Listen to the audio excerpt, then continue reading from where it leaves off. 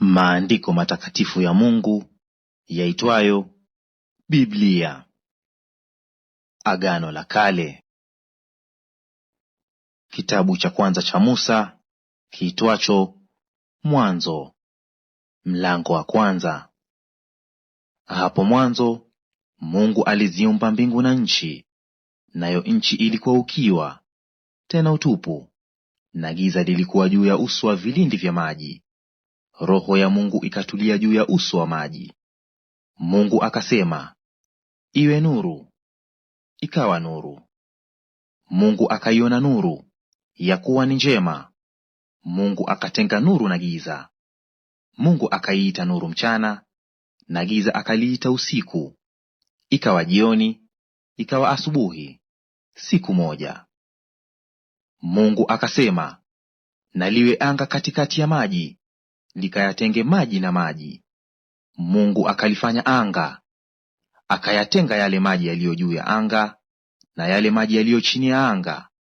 Ikawa hivyo. Mungu akaliita lile anga mbingu. Ikawa jioni, ikawa asubuhi, siku ya pili. Mungu akasema, maji yaliyo chini ya mbingu na yakusanyike mahali pamoja, ili pakavu paonekane. Ikawa hivyo. Mungu akapaita pale pakavu nchi, na makusanyiko ya maji akayaita bahari. Mungu akaona ya kuwa ni vyema. Mungu akasema, nchi na itoe majani, mche utoao mbegu, na mti wa matunda uzao matunda kwa jinsi yake, ambao mbegu zake zimo ndani yake, juu ya nchi. Ikawa hivyo. Nchi ikatoa majani, mche utoao mbegu kwa jinsi yake, na mti uzao matunda, ambao mbegu zake zimo ndani yake, kwa jinsi yake. Mungu akaona ya kuwa ni vyema. Ikawa jioni, ikawa asubuhi, siku ya tatu.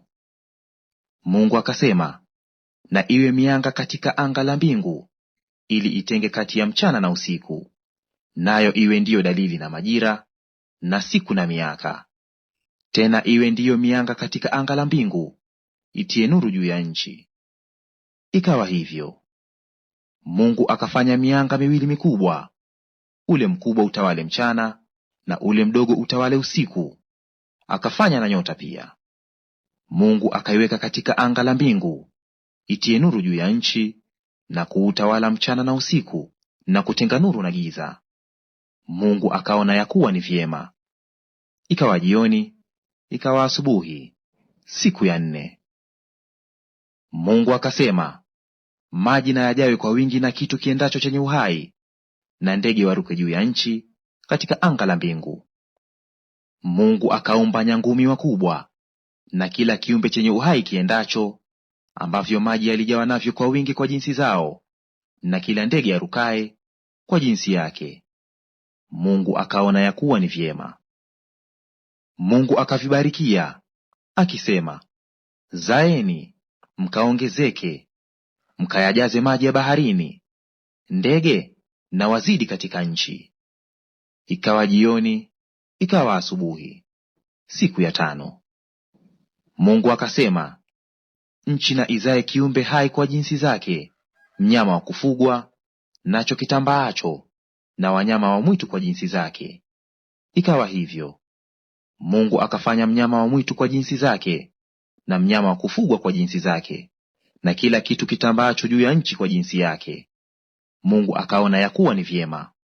Mungu akasema, na tumfanye mtu kwa mfano wetu, kwa sura yetu, wakatawale samaki wa baharini, na ndege wa angani, na wanyama, na nchi yote pia, na kila chenye kutambaa kitambaacho juu ya nchi.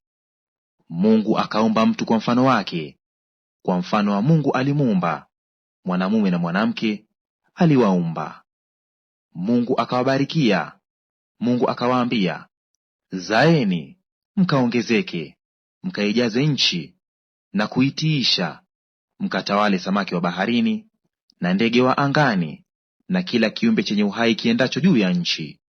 Mungu akasema, tazama, nimewapa kila mche utoao mbegu ulio juu ya uso wa nchi yote pia, na kila mti ambao matunda yake yana mbegu, vitakuwa ndivyo chakula chenu, na chakula cha kila mnyama wa nchi, na cha kila ndege wa angani, na cha kila kitu kitambaacho juu ya nchi chenye uhai. Majani yote ya miche ndiyo chakula chenu. Ikawa hivyo. Mungu akaona kila kitu alichokifanya, na tazama, ni chema sana. Ikawa jioni, ikawa asubuhi, siku ya 6.